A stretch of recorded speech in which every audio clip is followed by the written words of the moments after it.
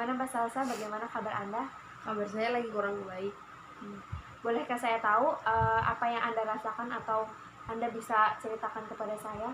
Iya, soalnya akhir-akhir ini orang tua saya sering ngomelin saya, soalnya saya sering melakukan perbuatan buruk.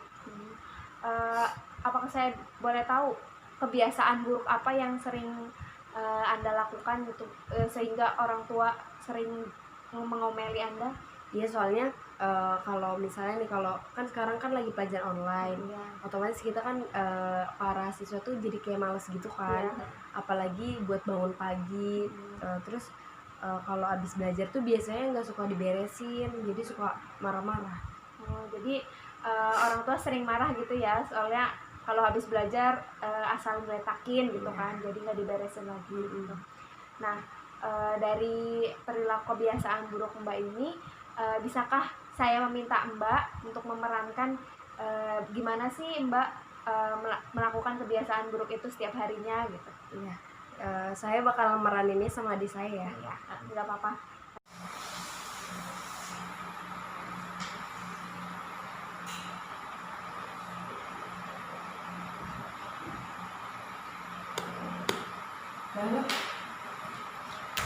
Nah, dari kebiasaan buruk Mbak ini, saya menggunakan teknik bermain peran ya Mbak namanya. Jadi dalam proses konseling ini kita akan menggunakan teknik bermain peran, di mana Mbak bisa bermain peran gitu, bermain peran untuk mengubah kebiasaan buruk Mbak ke kebiasaan baru gitu. Jadi misalnya Mbak tadi memerankan kebiasaan buruk Mbak, nah nanti Mbak bisa memerankan gimana sih merasakan peran yang berbeda gitu, yang berbeda dari kebiasaan sebelumnya gitu. Nah, dari sini apakah saya boleh melihat bagaimana Mbak memerankan kebiasaan barunya itu? Boleh. Ya. Sendiri atau dengan adik atau nanti dengan adik? Nanti dengan adik ya. Nanti saya akan melihat ya bagaimana kebiasaan baru yang akan Mbak perankan gitu ya.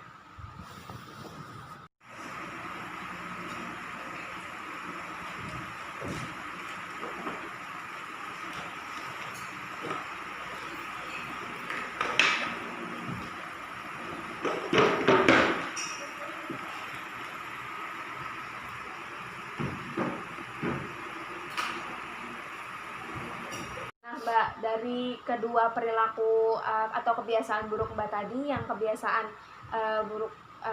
kebiasaan buruknya itu Mbak perankan, dan kebiasaan baru itu yang Mbak perankan tapi mau dilakukan gitu ya Mbak. Apakah ada perubahan dari Mbak memerankan kedua perilaku tersebut?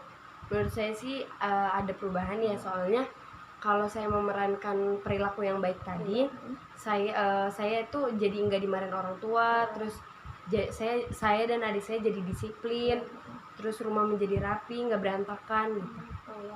Jadi kan dari perilaku yang baru itu Mbak jadi lebih ini ya, lebih ngerasa rumah rapi, terus juga nggak mendengarkan omelan orang tua lagi gitu ya, seperti itu.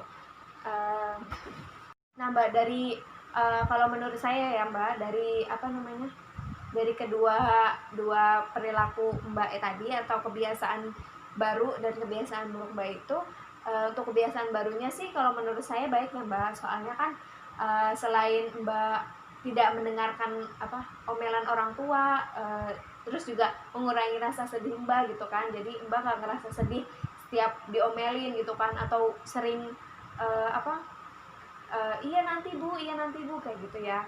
Dan juga lebih mendisiplinkan Mbak juga, dan juga Mbak juga bisa mengajarkan kepada adik Mbak itu kalau setelah belajar bukunya langsung dirapihkan gitu.